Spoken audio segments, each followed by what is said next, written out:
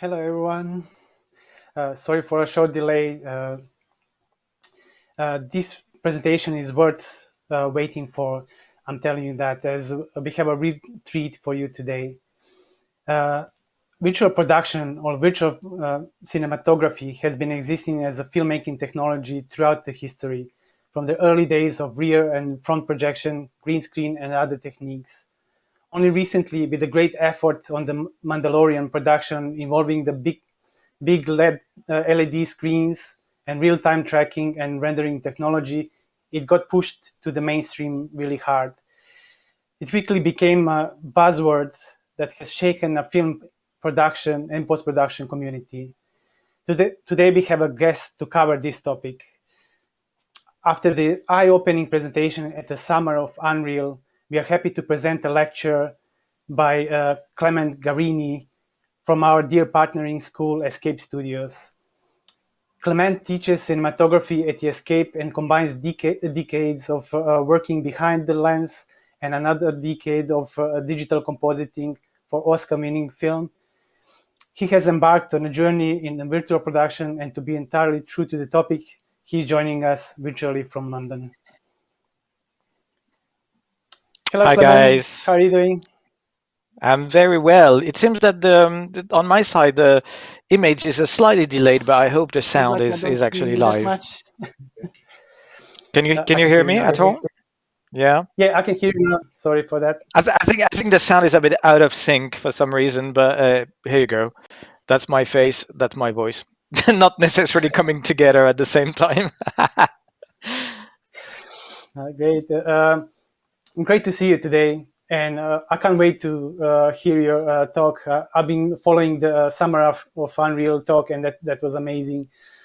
Quite long, but amazing, really detailed and quite technical, which we all love.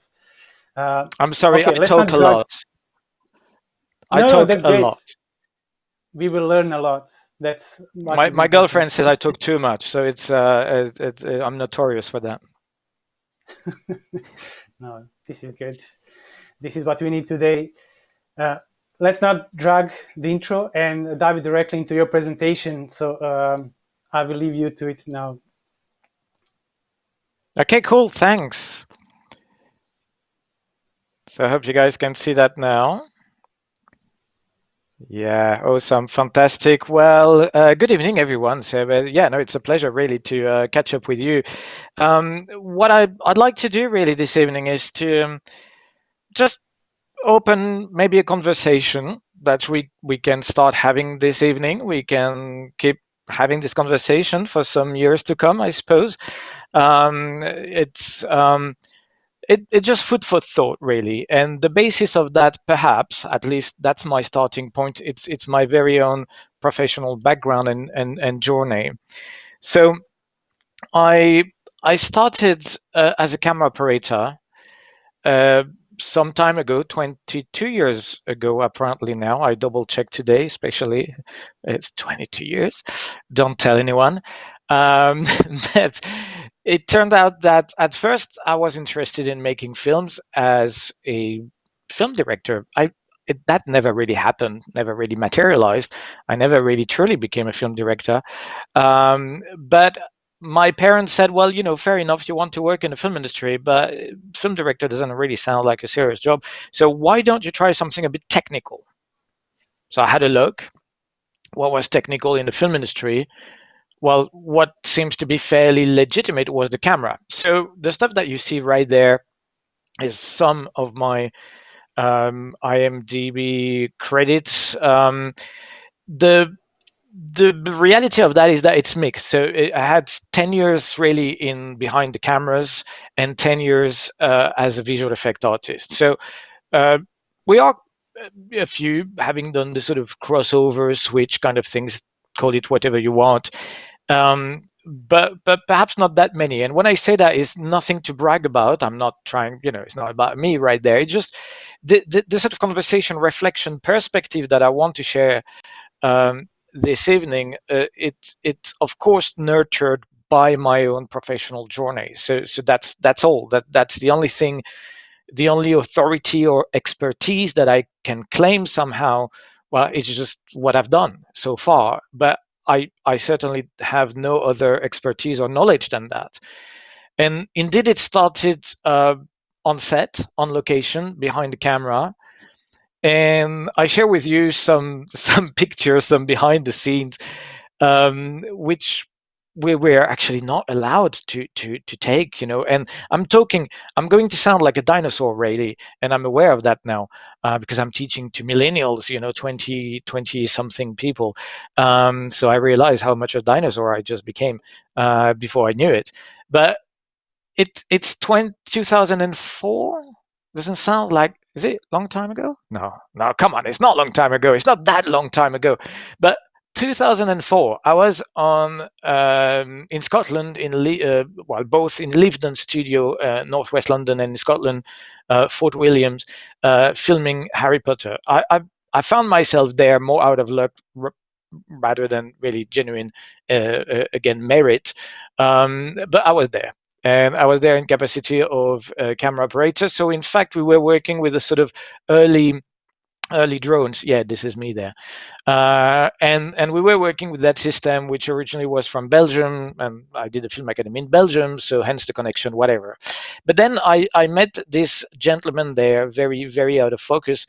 He's a very well-known visual effects supervisor, Tim Burke. And when you film in Scotland, you have well, you it rains a lot. Okay, so this is Scotland for you. um, so you wait between the takes and you start talking to the guys next to you, so Tim Burke, and I was wondering why they were doing those things.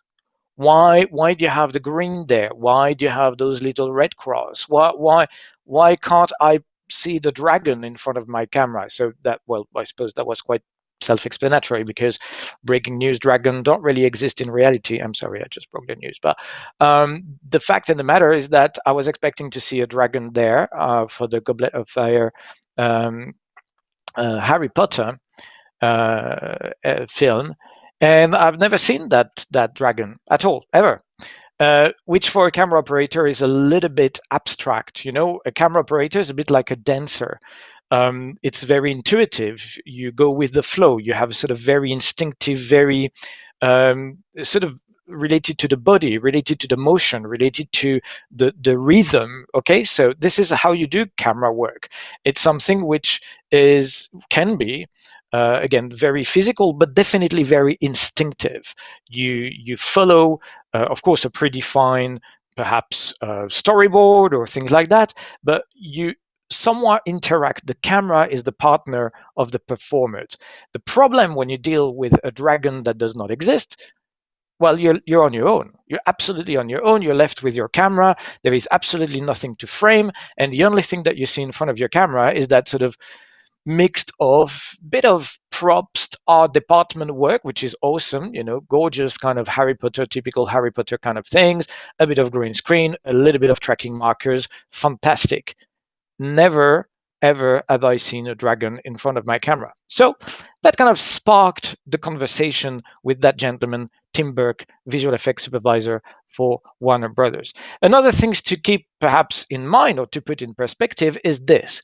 At the time, 2004, we had visual effect, we had computer generated dragons flying around, of course, in post production, but we were filming with film camera, and it's called films. So perforated film strips, which were moving through in front of the camera gate, moving through the camera magazines that we had to reload. The sort of basically the capacity of that in terms of film time, 25 frames per second. We were talking 5-10 minutes maximum, depending the frame rate again. So that was my life basically. And that period, which I only understood sort of more in hindsight, what actually a somewhat very transient sort of transition period, because we were filming with film camera, film strip, perforated film strip, just the way it had been invented by Edison. Okay, 100 years ago nearly, and we were still doing it, capturing, acquiring the film, the sequence and shots that way. 2004. But at the same time, the dailies, the rushes, were sent from Scotland every day to London for chemical processing in laboratory, and then being digitized. So therefore, the visual effect could take place because visual effects were by then already digital.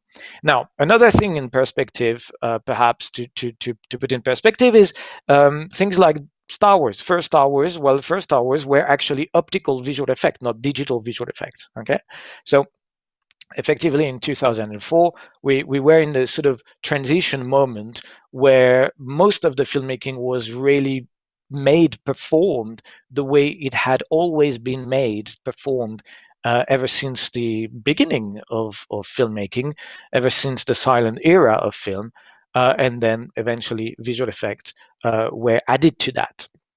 Okay, so everything you really wanted in front of the camera, except the dragon, had to be a real thing, which was great fun. But at the same time, it's clear that there were a lot of things that they couldn't do. Dragon didn't exist, so they had to do it in CG.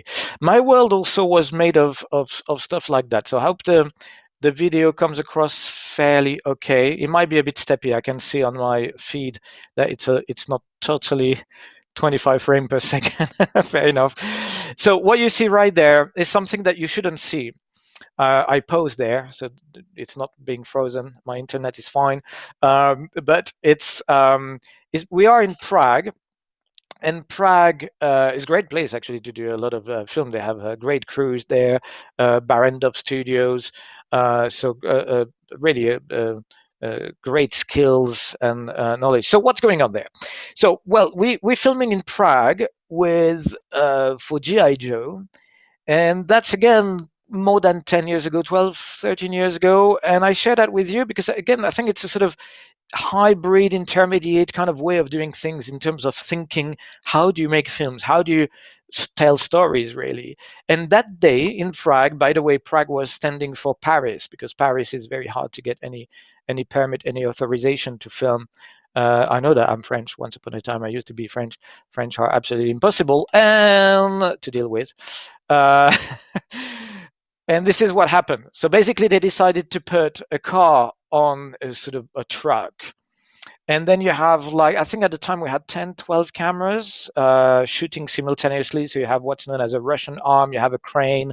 We were also involved and stuff. So, and then they flipped the cars from the truck platform. And then you have another one that's going now to jump over the other one. So all that's completely physical. And I've seen the behind the scene, maybe you have, from the last Fast and Furious kind of thing. They went back a little bit to that option, sort of on-set physical kind of things. But you could question, why would you do that stuff physical with the cars when you can actually have CG cars? Sorry, and by the way, I just wanted to share with you what that became in the film. So that's effectively, if you've seen the film, it's not a great film. Let's be honest. Um, if you've seen the film, it's not a great film, but it's fun. It's just good fun. So it's explosion everywhere, and the guys were effectively CG. So the characters were added afterwards, of course. But here is the thing. Why the production decided that it was a good idea to do the characters in CG, but not necessarily the cars, for instance. So these are production decisions which at the time were informed by perhaps the potential, the capacity of visual effect, the cost as well, because of course it's all about time and money, deadlines, and so on. But of course, the resources, the advance of technology somewhat drive the way we're going to do things. And if you're currently working in the industry or ever been on set, you know that in fact the film industry is quite conservative. Okay, because if it works, it's been working the way we've been doing it for some years. So why would we change it? If it doesn't need to be fixed, well, just go with it. Keep doing it the way we've done it. At the same time, on Harry Potter, we had also this. Okay, so which I thought was quite interesting for me. It was a first, really. This is a previs. So it's a it replaced effectively a storyboard in some ways, and that's the first time you see the date there. Okay, so 2004. Um,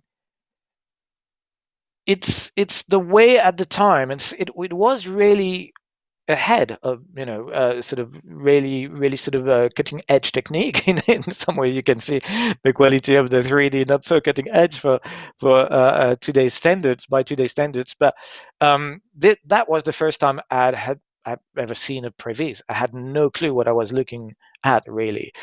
So in it, if you don't know what a previs is, it's essentially a visual substitute to storyboard. You have also the data. You see 40 millimeters, so that's the focal length. That's obviously the data related to the shot, the sequence, and so on.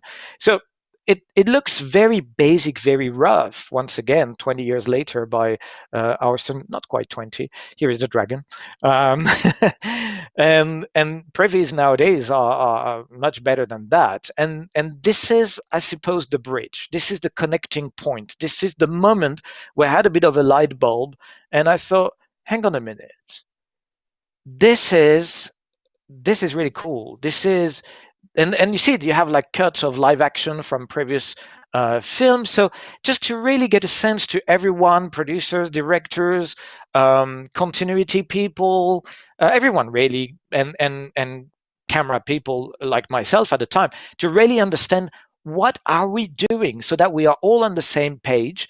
And it's very important when you have visual effect heavy films to be on the same page, because once again, you'd never see the dragon, so you have to get a good understanding of where we're going.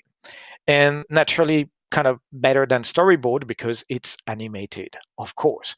So there came a little bit of a light bulb moment for me. It was like, right, could this be the future of filmmaking? And I was, of course, still talking to Tim Burke, the visual effects supervisor, who, by the way, mentioned by name something which kind of was starting in London. The name was Escape. Uh, but really, the early days, kind of a concept of maybe a sort of a school or something, an academy that where we could teach visual effect. Didn't do anything about it. Kept that in the back of my mind. And then a few years later, I turned to compositing. So I became a compositor. I trained at Escape Studio in London, moved to London as well, and began to learn that craft. So I completely shelved my camera operator career to turn to visual effect post production. And the seed of that were, of course, that Harry Potter moment. So for me, Harry Potter was kind of a pivotal moment in my understanding, my decision making, my career. Even while I lived in London now, I became British. So it kind of a huge impact, really, not just professional impact. So in a way, trying to be committed as much as I could, well, to the point that it changed my life also a lot. Um, and it's good in a way, it's what passion do for you. It's passion really make you, you know, um, yeah, embrace change really. So this is kind of what I started doing. Compositing, worked on limes, worked on that sort of stuff. Not sure if you're aware of Doctor Who, which is a highly popular show in the UK. It's not the best visual effect, but it's kind of fun. Started doing also a bit of cinematography, well, in that case for Escape Studio as well. So integration of both animated characters and classic live action cinematography. So filming live action, as you can see here, which interestingly is not too far from my place, which is always convenient. And then mixed with animation. So animation is the work of the students, Escape students, third year animation students, and the live action obviously is something I had provided. Okay, so filming the environment, filming the background, and all that sort of stuff. And I must be honest, this journey with Escape, but this time not as a student, but as someone who, as a tutor, really sharing my knowledge about cinematography, really, in fact, helped me to understand the craft itself much better. So what's interesting is that when I started to do cinematography, to provide cinematography for visual effect or for animation, so to combine or to create cinematography live action for CG images as well, CG character, that's when I began to connect the dot properly, like not in conceptual abstract way, but by doing it. And I think I became a better camera operator. I became a better um, um, yeah, cinematographer, in a way, since I started doing that work for visual effect. So what I'm trying to say here is that when you create this sort of, well, on paper, when I left my job as a camera operator to visual effect, my friends and colleagues at the time were saying, "You're committing a professional suicide. This is nonsense. You worked for more than 10 years at a pretty high level as a camera operator. Now you turn your back to that, moving to visual effect. This is nonsense." But yeah, maybe it's nonsense from a career point of view, okay? But from, I suppose, a learning point of view, a technological point of view, a craft really point of view. So basically, for someone who wants to make film and tell stories, to cross the borders, the lines between conventional cinematography on set and visual effect, this is really when I did that, when I crossed the bridge between these two worlds. So we're still talking film industry, but really two distinct worlds: on set conventional cinematography and post production. Well, that is when the dot I began to connect the dot again. So that's where, well, of course, I became a compositor, digital compositor, but I really also improved my skills as a cinematographer. I improved my understanding of images. I improved my understanding of lighting and such. I also um, went all the way to kind of set up my own studio. So it's fairly modest, but I had sort of green screens and stuff. I still have a lot of that equipment, the crane, and I had a red camera. So I went really all the way down that route. Oops, sorry for the switch there. That's upside down somehow. That's part of the show. I forgot I did that. So really trying to combine, to bridge these two skills and this sort of heritage really of my 10 first professional years on set, the Harry Potter stuff and so on, and then trying to connect that with my newly acquired knowledge of visual effects. So this is the background. And once again, really, this is not about me. This is really what I'm sharing with you is the experience, right? Because that suddenly led me to what is, I suppose, one of the most talked about topic at the moment in our field, visual effects and film industry, is virtual production. And until now, I mean, like 2 years ago, well, I had 10 years behind the cameras. I had 10 years basically as a compositor, digital compositor, visual effects. And about 10 years ago, I had another light bulb moment, eureka moment. Um, and and I realized, and I have to again credit Escape for that, because at Escape we're teaching game art. And to be frank with you guys, I was extremely dismissive. I was like, games. Personally, I don't play games. I was just like, what that stuff is it? It was it was not on my radar, right? I was extremely dismissive. But the thing is that they were using that thing called Unreal Engine, and they were doing quite cool stuff. And then along the way, also, I came across a few, I suppose, call it clues, call it sort of milestones, sort of things that stuck at the back of my mind, things that I came across. The first one, also, to be frank, was really much earlier in 2010. It's something if you haven't seen it, I think it's still very relevant. It's called The Third and the Seven.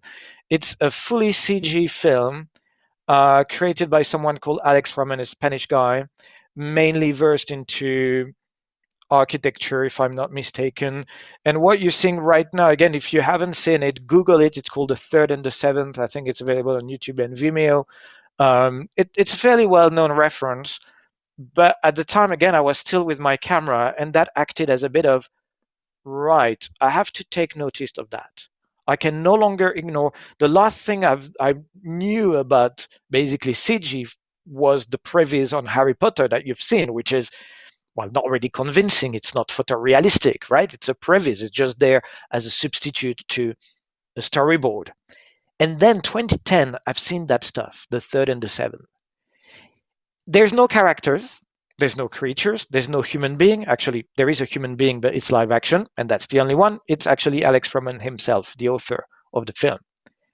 Everything else is a sort of homage, very sort of contemplative kind of expose of um, well, architecture and photography and things. But it doesn't matter so much. It's not narrative. There's no theme.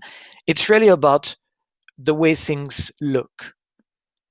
The um, what I called at the time and still somewhat referred to as a very organic, a very sensory kind of representation of the world, where you have those gorgeous defocus, where the light seems to apply on surfaces and texture and fade and decay the way it does in the real world, where the shadows sort of combined and spread in again in a very organic real world way, where you have diffraction, reflection, refraction, all those things which make the real world in its complexity, in its diversity.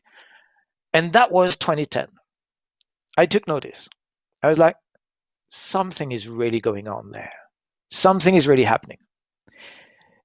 And interestingly, I don't know, you may have seen that. I'm pretty sure you've seen that. 2010 was also the year that James Cameron released Avatar, which I think is check it out.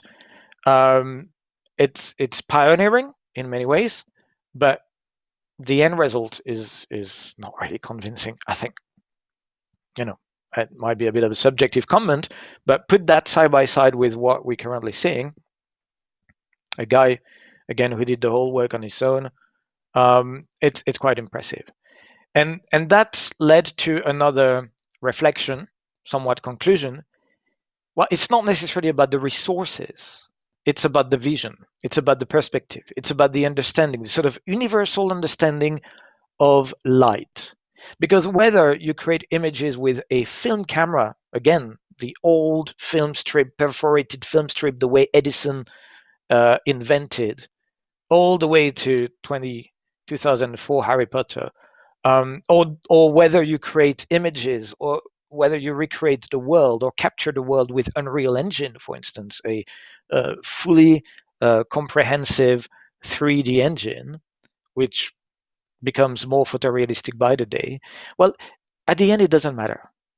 It really doesn't matter. The technology, of course, unlock potential, usually make things much more democratic.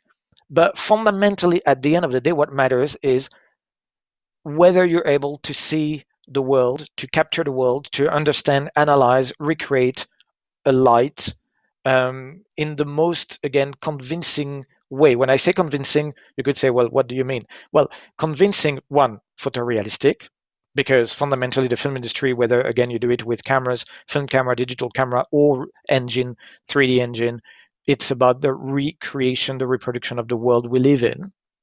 And even if it's a fantasy alien world, those are still made for a human audience. So, of course, it obeys the rule of physics and the rule of light, you know.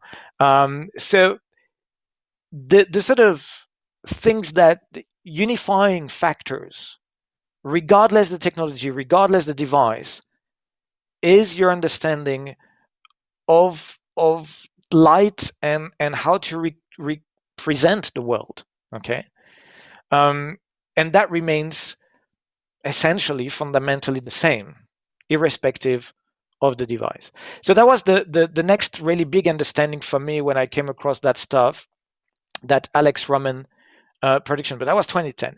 And there's been a few other milestones along the way, of course, much more recent.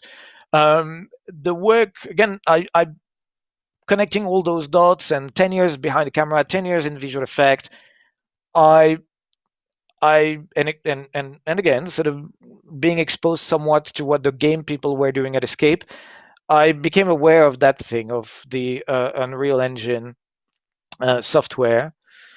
And this was before Epic acquired Quixel, I think, a sort of short film created, is that 2 years ago already? And once again, that kind of was a sort of arresting moment, where you freeze and like, whoa, hang on a minute, this is really surprising, because I couldn't tell whether I was looking at again a live action footage or something else. And those guys were saying, no, there's not a single live action footage involved. This is fully CG, and you have even a behind the scene. It's a very sort of Icelandic landscape. Completely, I'm pretty sure you've seen that. But there's not a single bit of live action there. We're talking about something 100% computer generated. So, of course, in fairness, it's all very mineral, it's all very futuristic, so it lends itself quite well to computer generated image still. But nonetheless, it reached a maturity where you truly question whether it's live action or not. And coming from cameras, right? Okay, so that was my job. I come from the world of camera. I'm a camera operator. So it's not like if I were to ask my mom and say, well, what do you make of that? It's someone with some expertise in how to represent the real world, whose job, whose profession is to represent the real world, filming live action stuff. And suddenly I look at that, I'm like, well, I'm not quite sure. I don't know. They're saying they've done that with a computer, but it looks pretty real to me. So those moments again, and in recent years, like in the last 2 years, these really came um, again and over again. So and it was not just landscape. Suddenly there were stuff like that. Perhaps you've seen it as well. The sort of siren moment. Metahumans or digital humans rather, because metahuman, I don't know if it's an actual brand, but it's the word, the terminology used by Epic Game to refer to their digital human. But let's say digital human as a whole. So the intention, of course, of digital human is to be photorealistic, to behave, act, look like a human being. Well, of course, being entirely computer generated. So that was naturally the next step, the next frontier, where it's no longer no longer about landscape, no longer about mineral, futuristic, whatever thing. It was really clearly stating the intention of something else, of a substitute to performance, right? Another one, which I thought was really impressive, is what Andy Serkis did. So once again, sort of a avatar of himself. So if you're not aware who Andy Serkis is a performer, he's a British performer, very well known actually in the UK. I think he has his own studio in Ealing, West London. Is a motion capture. Is an actor in its own right, is a performer, but is really well known for motion capture performance. He's the guy behind the Golem, Peter Jackson's trilogy.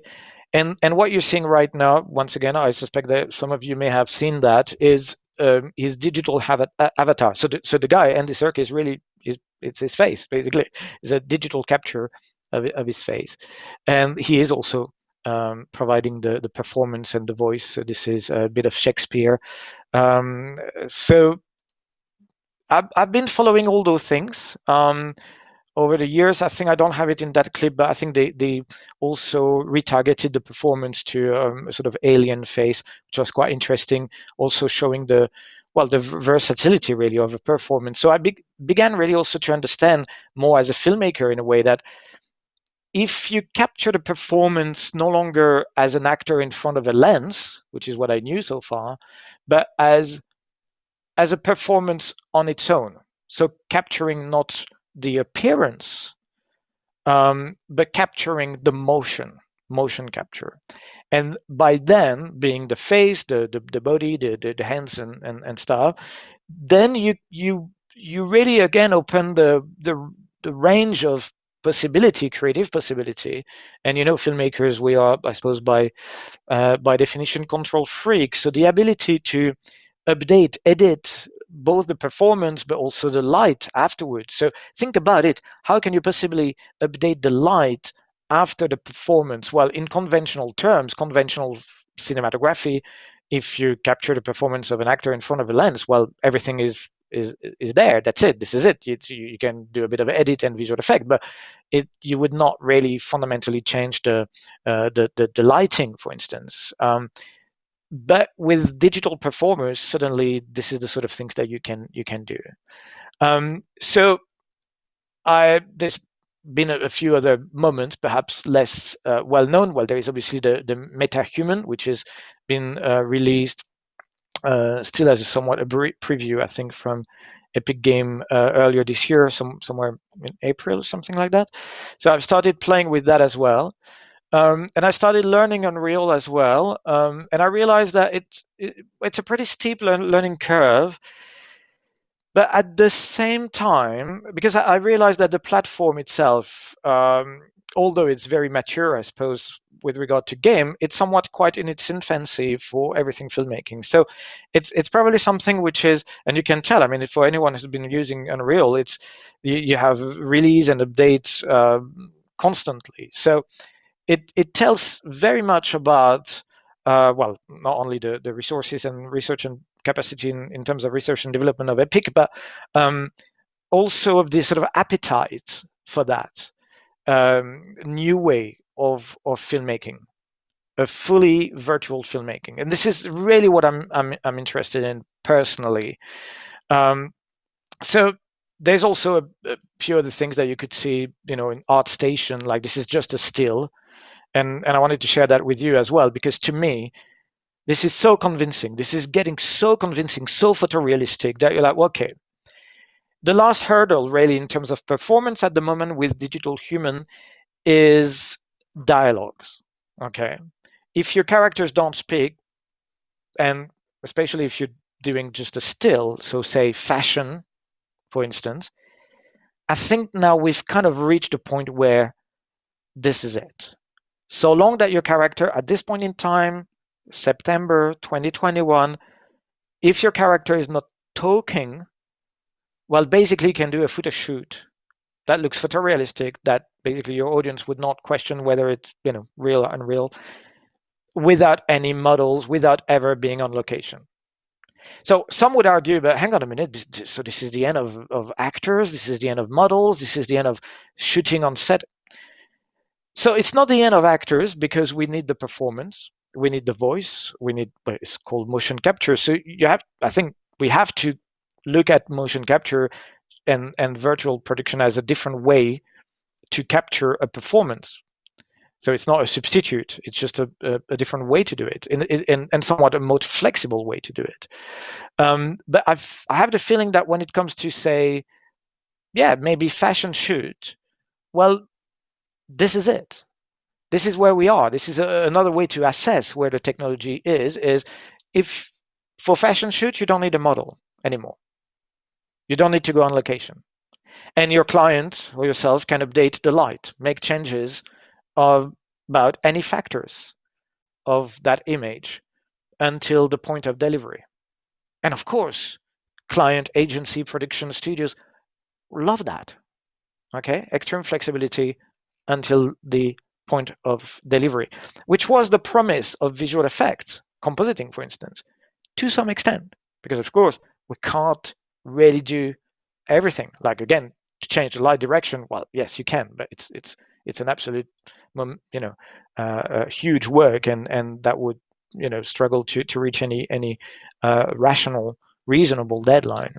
So there's been those references again that I'm sure you know some of them. I wanted to share with you, and all that contributed to once again uh, fuel that reflection, that understanding, trying to reflect also on my own journey.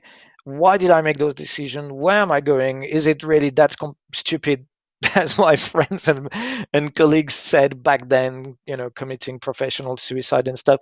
And I began to realize that, in fact, 10 years behind the camera, 10 years as a visual effect digital compositor was not actually the end of the journey. So like my transition towards visual effect was not like, oh yeah, I got it wrong. Actually, I realized that visual effect was more my thing, and this is it. For the last 2 years, I began to realize, well, no, actually, there is another chapter ahead, and that other chapter, which somewhat connect the dots, bridge what I used to do as a camera operator, what I used to do as a digital artist. Well, that thing is indeed virtual production. And I think at this point in time, again, you can look at sort of somewhat three workflow. It's very schematic, right? Okay, so I sort of somewhat simplify for myself as well to provide myself a sort of way to understand where I come from, where things are going, what's the trend, and the drive behind that, again, fundamentally for me, it's storytelling. It's about telling stories. So I would say you have the traditional workflow, you have the hybrid workflow, you have the virtual workflow. So traditional is fundamentally my experience as a camera operator. So say you film green screen or do that sort of stuff. And then this is uh, enhanced by visual effects. So you have naturally 3D, so where you would have stuff like modeling, animation, of course, with or without motion capture, and then you have all the sort of rendering, and this would be integrated. So this is my job, my sort of somewhat previous job, second previous job as a compositor, which is the integration of live action and CG and things like that, and naturally all that goes to the edit. So this is still prevalent. I think this is still the sort of, I call it traditional, but it's traditional plus VFX kind of thing. So this is kind of somewhat current workflow. And then this is stuff that is being talked about a lot, has been mentioned in the introduction. And this has been used in The Mandalorian. This is the so-called LED volumes. So it's been talked about so much that I'm pretty convinced that everyone knows what I'm talking about. So it's effectively filming screens, TV screens. So where the background is in fact LED volumes, LED screens, but the foreground is live action. So that's why I call it. It's been referred as virtual production. I question a little bit the term, because in fact, to my mind, is hybrid, because virtual production is virtual production. Virtual production is that everything from computer. Here it's, well, the background is virtual, the foreground is live action. So it's a mix between what I used to do, and this, I suppose, what the film industry will eventually become. So once again, you see there the combination of the live action. The background is actually what you see in the background is effectively provided, fueled by um, in that case Unreal Engine, obviously, but everything. So you need a lot of accessories and prop. So you still have the real camera, the lens, the crane. So really, in a way, the perfect bridge between what I used to do and the world of the digital art, the computer generated image. But I must be honest, and this is a point of view, this is an opinion. I'm not convinced. I'm extremely skeptical about LED volumes. I think they have some relevance. They have a huge amount of limitation. Some people say yes, but those limitations would eventually, improve and stuff. Fair enough. But I don't think that feature film, anything narrative, TV series, so TV series, feature film, stuff like that, commercials, I do not think this is LED volume is the future for that. LED volumes will remain for live broadcast. because it's precisely, I think, the most salient benefit of those volumes is to display in real time a background in front of a live action, and for everything which is live broadcast, so TV, events, okay, or concert, for instance. Yeah, why not? If you have the back of the stage filled with an LED volume, and that react according to the motion of the camera. Very interesting. But I think the future of LED volumes is live broadcast in some shape or form.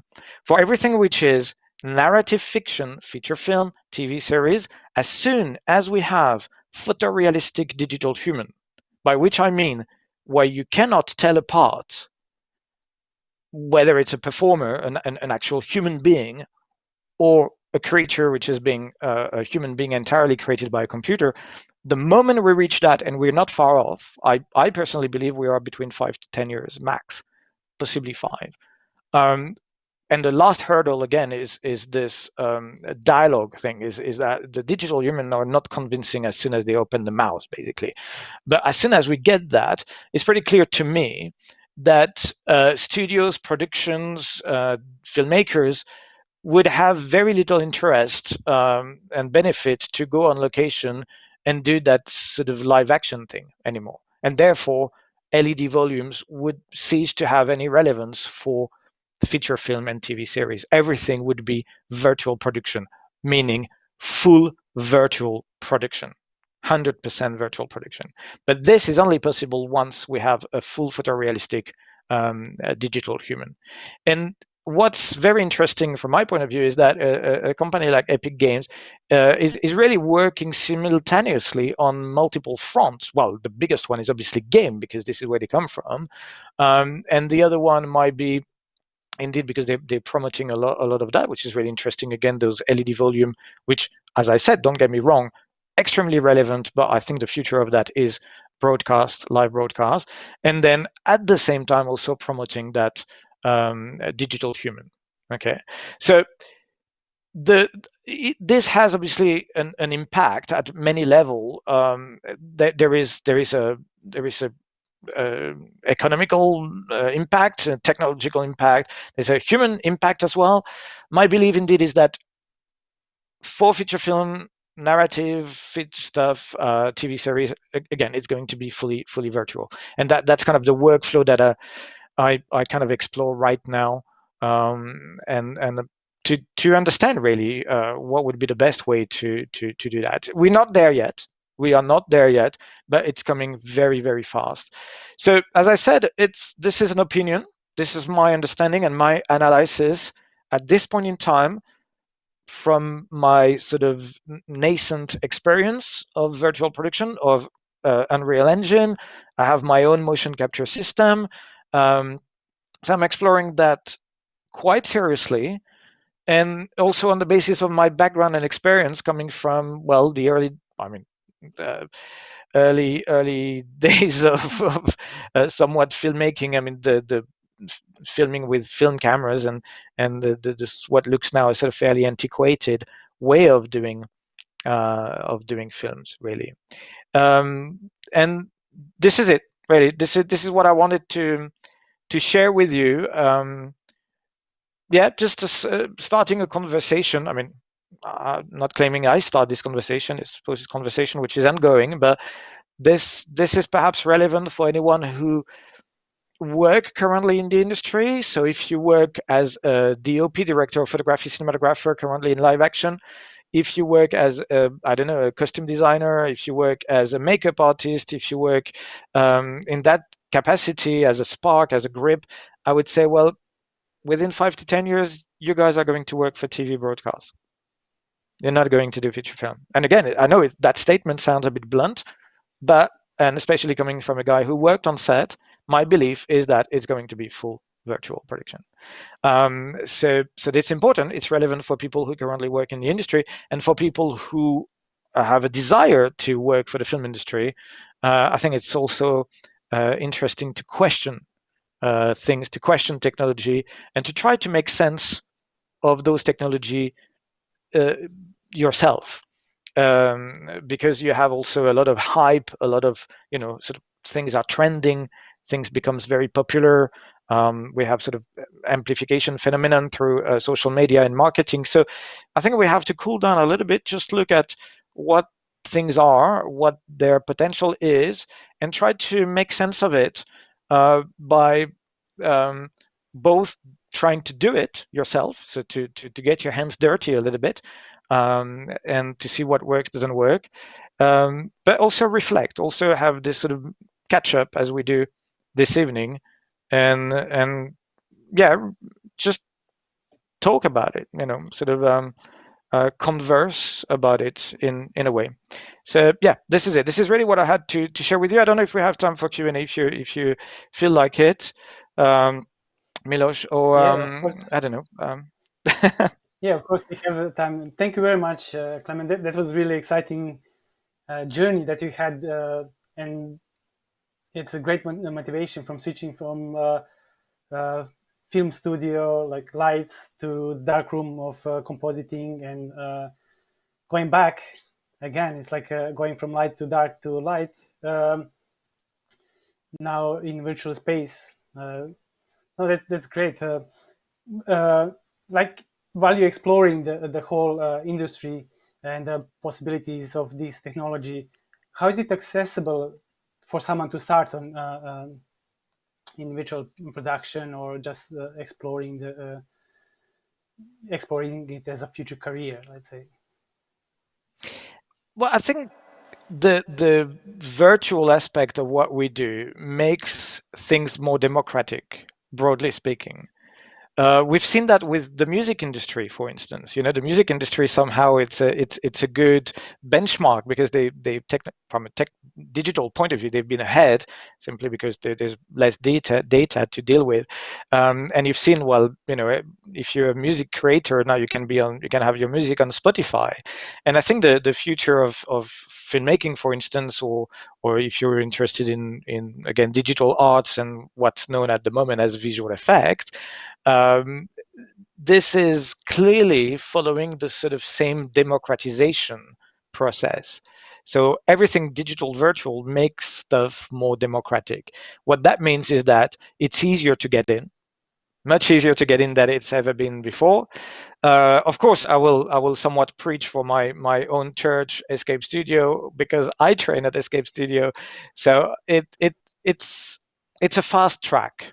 It's not the only way to get in, but it's a fast track. I trained at Escape Studio, and within 3 months, I was a compositor in London. So um, that's my own experience from 10 years ago.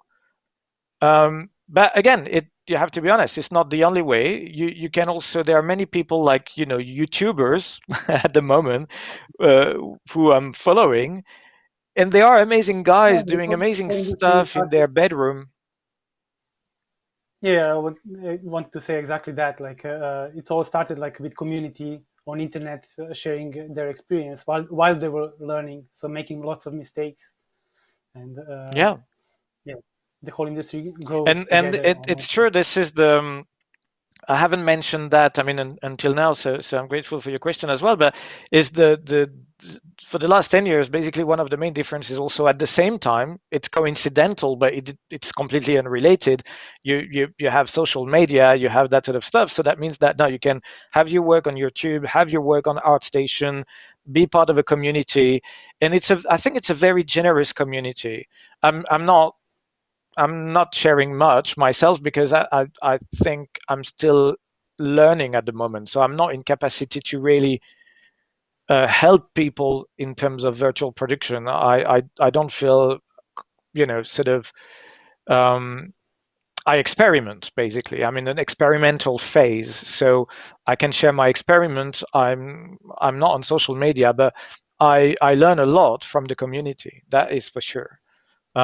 Once Yeah, I yeah, feel it's perhaps a little bit more in capacity to be relevant, because there's no point also to share just for the sake of sharing. It's also it I think it has to be relevant, it has to be credible, it has something which has value for the community as well. yeah. No, that's from the start, from the Mandalorian series being released, that internet exploded and community exploded, and everyone is learning together, like having their home setups, like Mm. Vive, and so related to that, in a Summer of Unreal session, you showed so many toys. I mean, tools for the for the Mm. exploration of virtual production. Uh, so it seems like it's in the same time work and job, and on the other side it's a hobby, like a working in parallel, creating a new job or future job that is that virtual production. Like it seems like this is the right way to actually progress in all this. Like, um, how do you see like having your own home setup and like a small studio? Like, what is the entry point for someone to start building something like that, like as a home Well, yeah, well, setup? that's the thing, those technologies somewhat being more democratic. I'm not talking about the LED volume because this is still, a massive logistic and extremely expensive. And again, I mean, I've made clear that I don't have much, faith and and interest in the LED volume as such. Strictly speaking, for feature film and narrative stuff. But the benefit of what's going on again, and served by the evolution of technology and the virtual approach of filmmaking, that democratization in practice is exactly what you said, is that you can do it at home.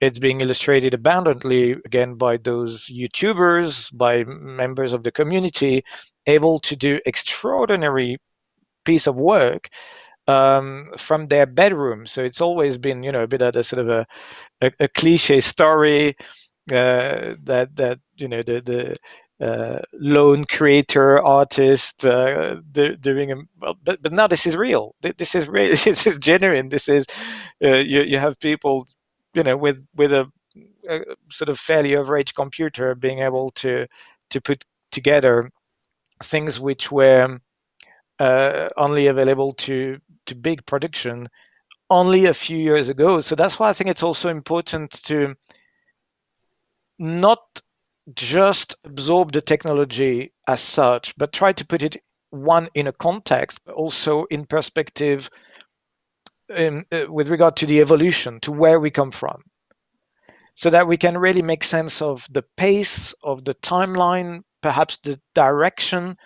So to answer your question, yes, it is more and more affordable. What I would encourage people to do, and during my presentation in the Summer of Unreal, again, you can go quite gimmicky. You have a lot of gadgets. That's what I'm trying to say, I suppose. You have the virtual camera, you have that sort of things. It's worth trying to really, again, forge your own opinion. Uh, at the moment, I don't think this is that necessary. As I said, the more it goes, and I know it's entertaining and it's fun and it's cool, but once again, the guy who's saying that is the guy who spent 10 years on set, high profile films and stuff, and I'm like, really, 5 to 10 years from now, I really just need a mouse. That really is all I need. That's it. Yeah, So it doesn't have to be fancy. What matters is not so much how you do it, but it's the substance, is what you do with it. That is what matter. So in fact, I avoid your question somehow, but I think what is much more important is not the devices, the gadgets, the bits and pieces, the Vive tracker and thing. It it what Epic is doing right now. This is what's really impressive. I think is they're going for a sort of all comprehensive tool. It's really what it kind of impresses me so much. Um, at the moment, I'm working also with other software like Reillusion and stuff like that for animation, and mm, it's good. It's good to harness the potential and resources from, well, wherever it's best, really. Um, but again, I would focus my mind. So once again, to answer your question somehow while avoiding it, but I would focus my mind, effort, and attention to what you can do with those things. So basically, look into the fundamentals, look into cinematography, look into studying lighting, look into studying composition, the art of composition, the cinematographic work. So watch films and how basically visual storytelling in a broad sense, because this is what's going to make the difference. When you reach a point where technology makes things so democratic, well, obviously you're going to face a tsunami of people doing a lot of things, which is great. But then if you want to stand out, you're not going to stand because you're a master of the technology as such, because there will be a point where everyone basically will master that technology. Because the trend is also the technology to be more and more accessible to the layman. So basically, where you don't need to be so techie, And I'm still not a computer person. I don't consider myself as a computer person at all. So I love it when it's But plug you and moved play. from, yeah, you moved from a more specialized role, let's say like compositing artist, to more generalist, which is like not generalist in a CG uh, meaning of the word. It's more like more broader. It's like from um, real time animation, real time tracking, and metahuman face tracking, and all that. You moved into your cinematographer, your director of photography, your writer, your director. All these things suddenly you're spread so much like into creativity of instead of just specializing in creating uh, or producing, let's say, content, which was like Yeah, quite specialized into, let's say, compositing or being on set with as camera operator. yeah. So that's, Yeah, no, that's I why guess it's so that's exciting for filmmakers. This is a dream come true for filmmakers. Um, and I'm saying that really seriously. People that I used to work with on set, their future is live broadcast TV, which is fine. It's great, but you have to be aware of that. If you're a makeup artist right now, well, within 5 to 10 years, you're not going to work on any fiction set. That is my belief again. Um, so that's the human impact, somewhat of that revolution which is taking place right now. Um, it's it's exciting for filmmakers, but it's true that there is a cost also for other profession. Those revolution do not, you don't make an omelette without breaking eggs. That's the idea, basically. So there are some things that we're going to also lose out of that. And I'm not nostalgic at all, because my drive, my goal, my aim is storytelling. So it's probably a bit selfish, but this is the drive, and this is a dream come true for filmmakers. This new technology, and especially once we will get into the full virtual technology, because I know really the cost, the logistic, and I still have my cranes and camera right now.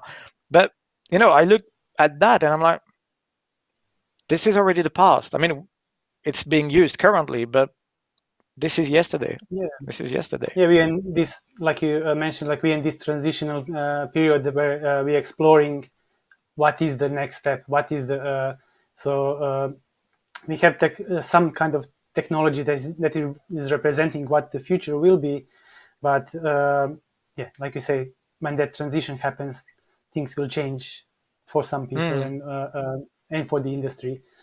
um, yeah, and yeah, great. I've heard also back then, it's when we transition from film to digital camera, for instance, which is not comparable, but there was, like, at the time, it was a bit of a revolution as well. And people saying, oh, the digital format, the digital camera, the digital sensor, you will never get the dynamic range. It's not as good. You will never get the resolution, blah, blah, blah. Even for archive, storage, whatever, film is much more sustainable. It's much better, blah, blah, blah. 10 years fast forward, nobody shooting films. Maybe Chris Nolan in IMAX, but nobody does it. So I heard also those voices which were somewhat a little bit alarmed, half kind of nostalgic, and I hear those voices also right now saying, well, but you will never get really the sort of emotion, the way uh, the audience can relate to a character. You will never get that because an actor is an actor. The performance, the sort of immediacy, the improvisation. I think this is. I hear the same kind of alarm, but I know that this is not this is not really true, because the performance, for instance, with digital human would still be provided by actors. You still have the voice, you still have the performance. It's just that instead of capturing with a lens, you capture it with motion capture system. That's it. That's the difference. So Mm.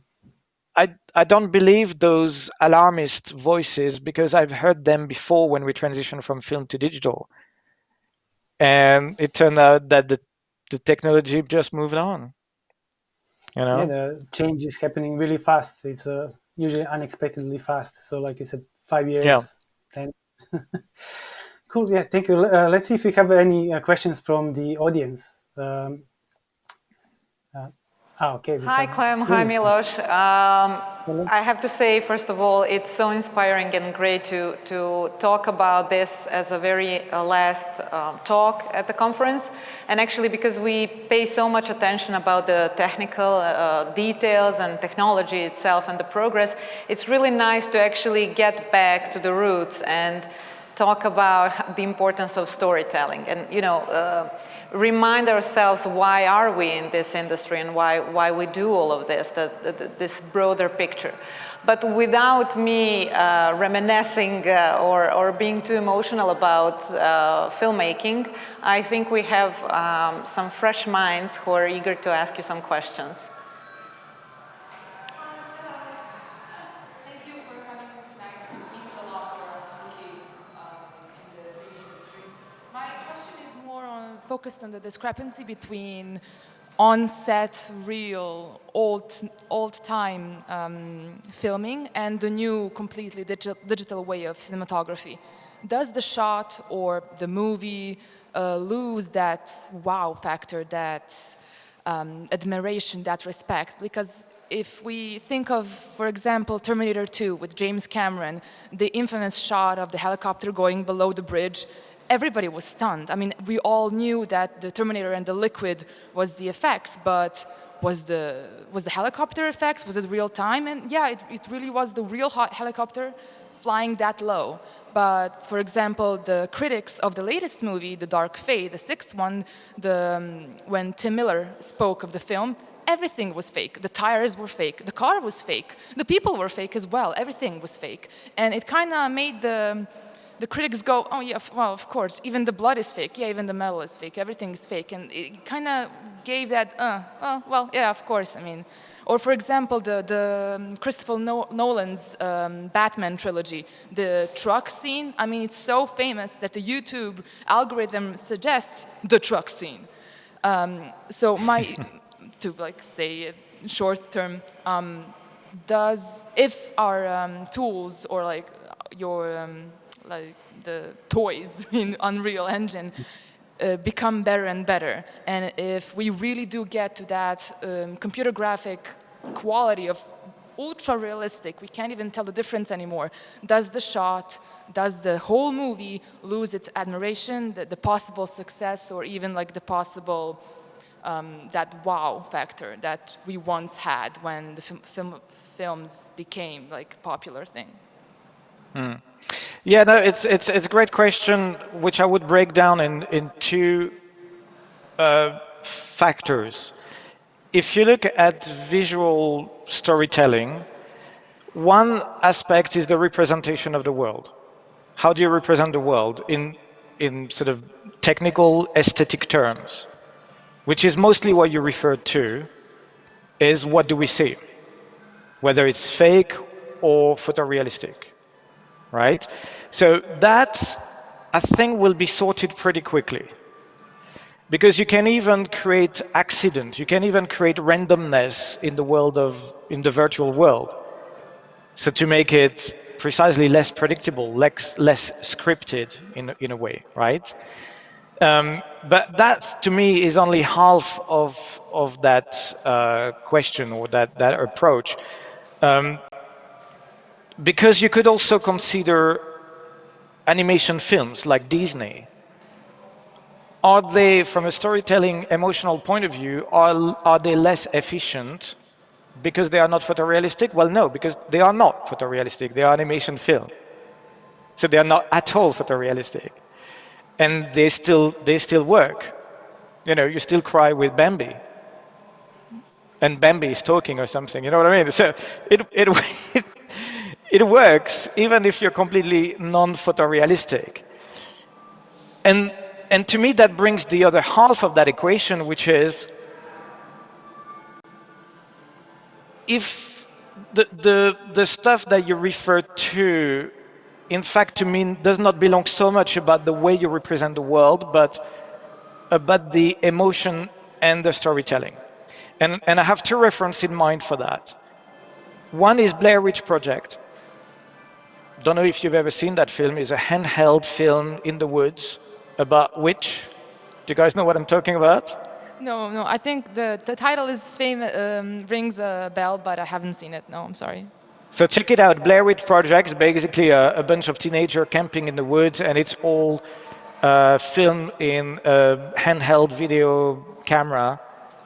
You never see anything. So it's, I mean, literally, if you look at the shots and the sequences, it's just like branches blurred, out of focus, and it's, and it works. It's gripping. It's scary, and you never see anything. It's actually fairly badly shot, but that's the whole thing.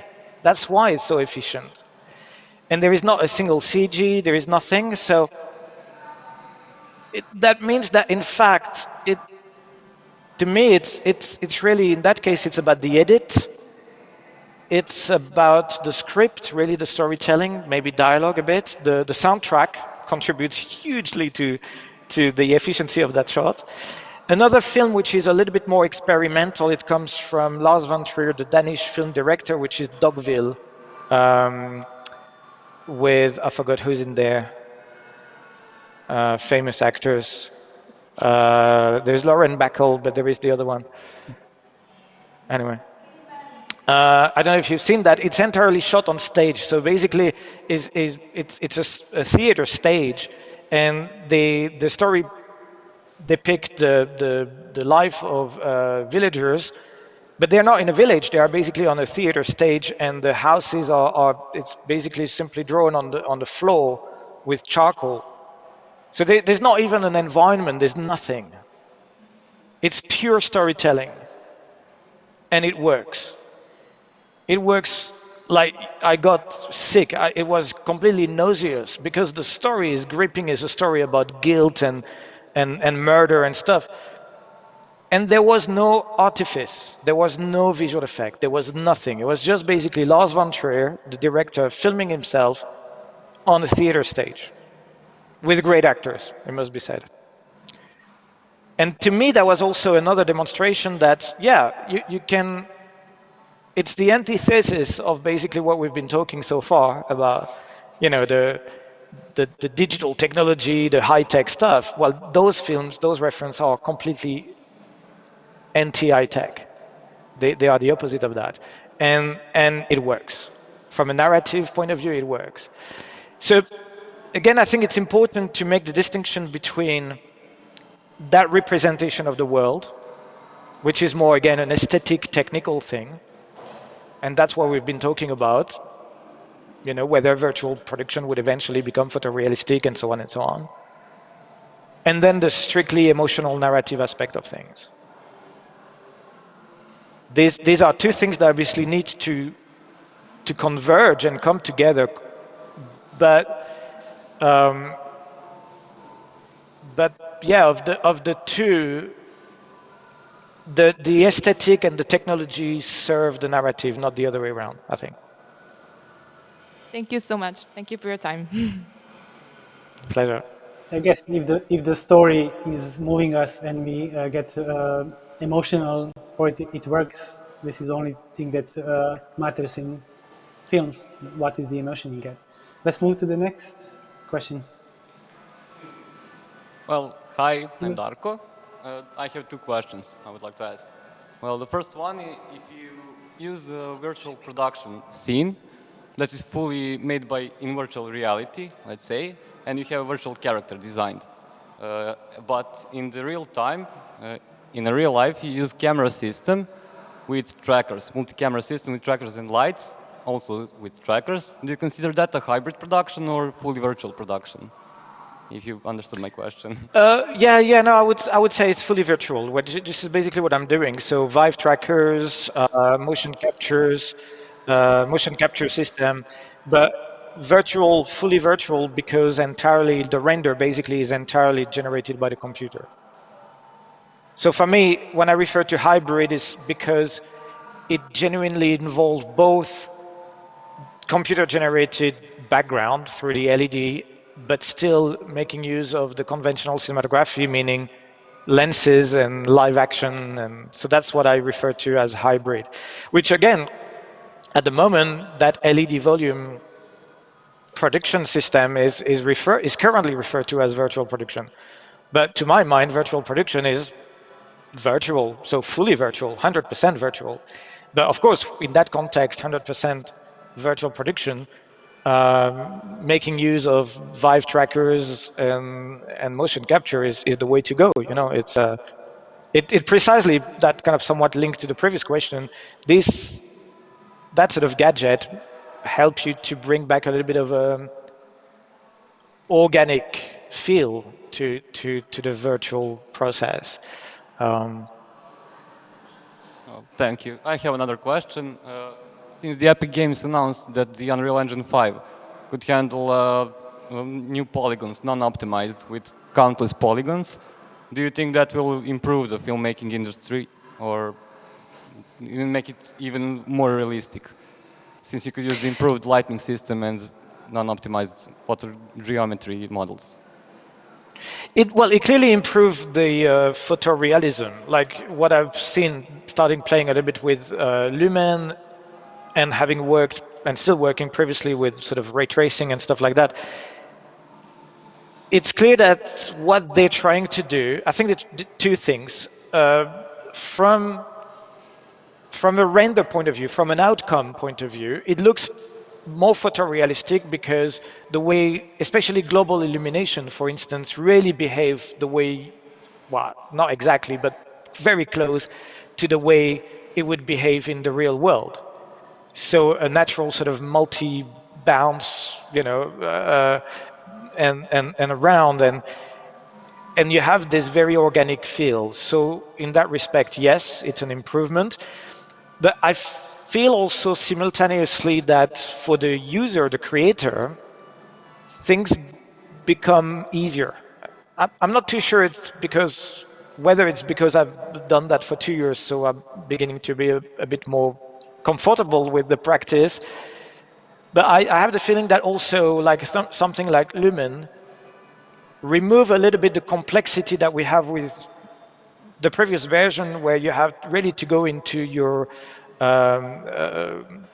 post-process volumes and a lot of settings to make it look like the way it had to look like. So it's an improvement for the outcome, the look, the aesthetic, but I think it's an improvement for the user. As I said earlier in my conversation with Milos, I think the evolution of technology tend towards, of course, more photorealism, but also simplicity.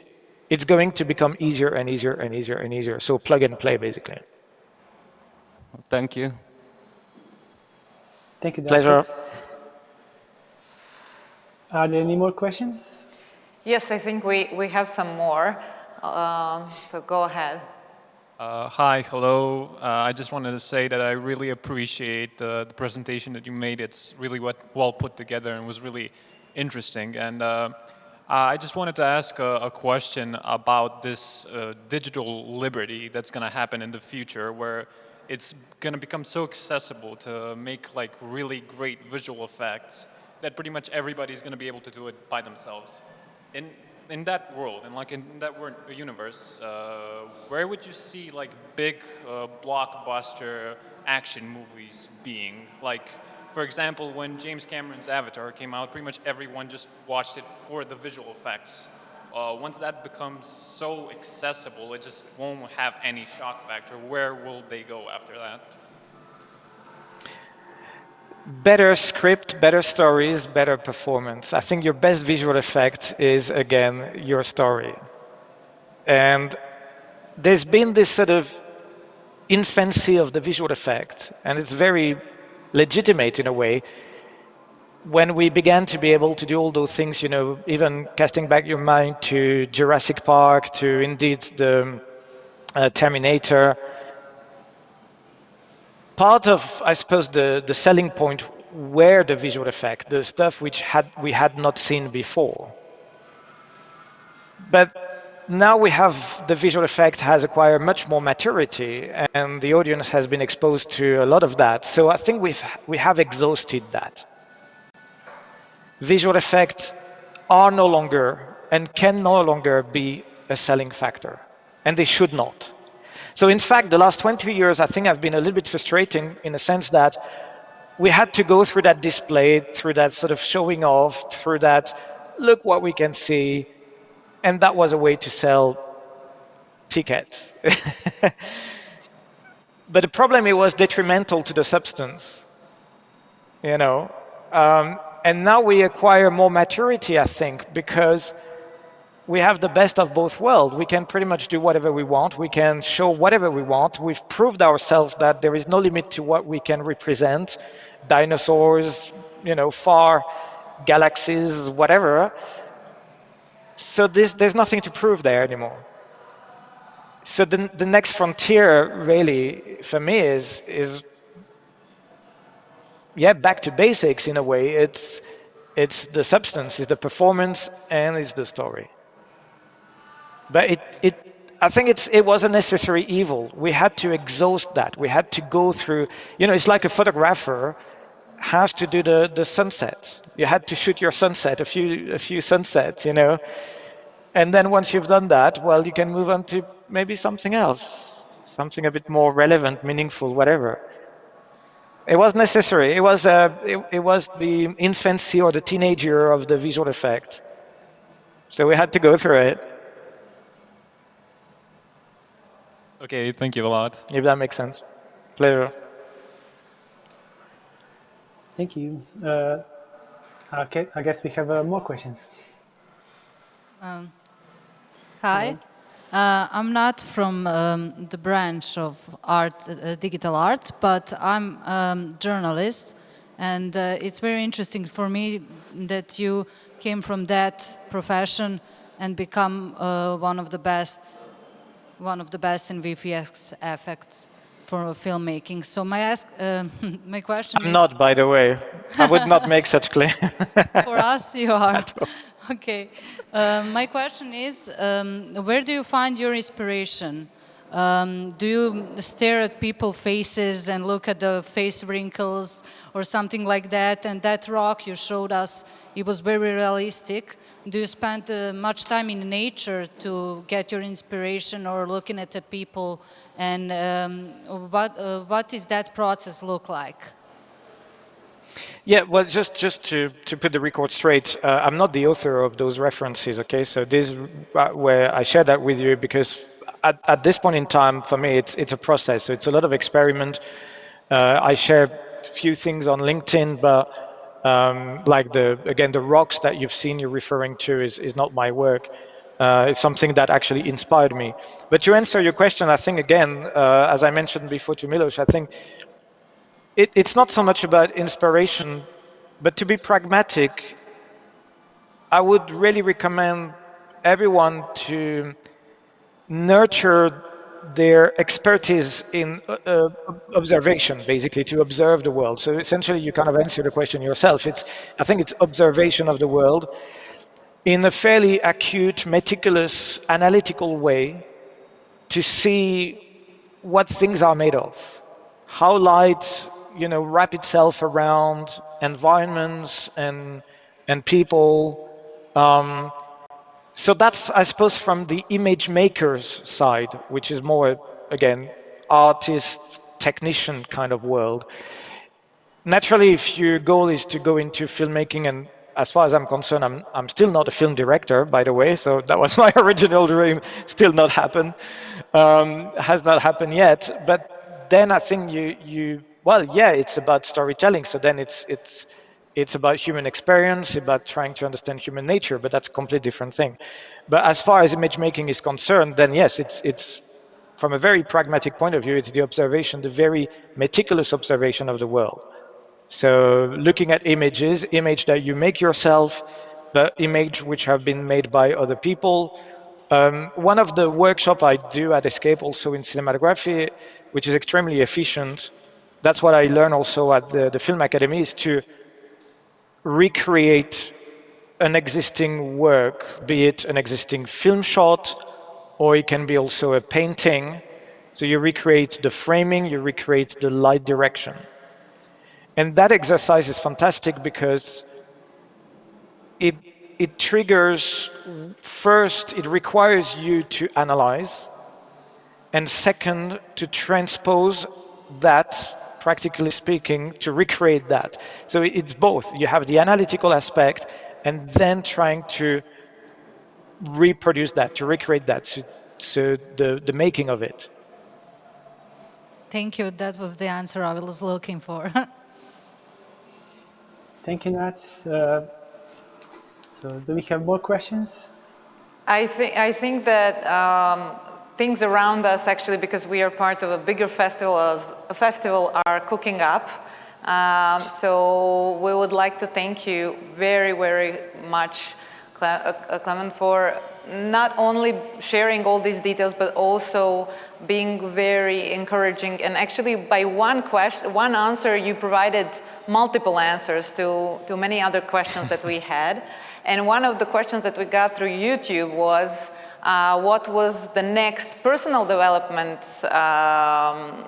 step that one should take in order to catch up with the progression of the industry and technology. But I think you already answered that, and it should be go back to reading the books on storytelling and directing and art history, and really go back to school and learn what are the basics, where all of this came from. Would you agree?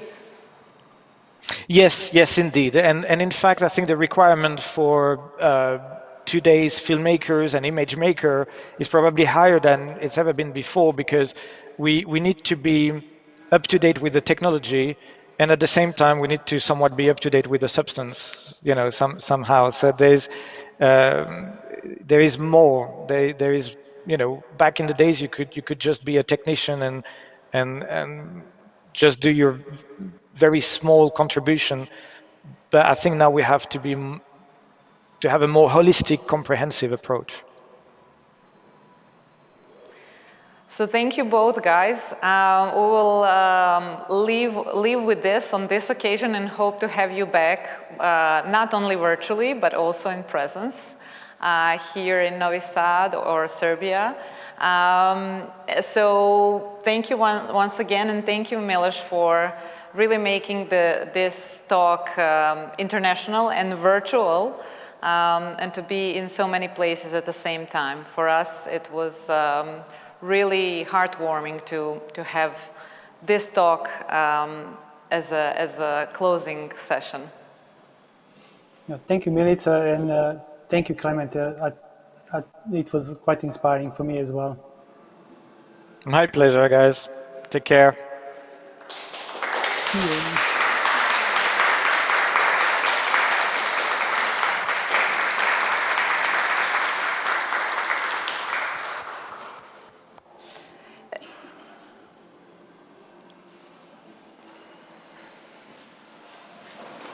Možemo odmah... sorry.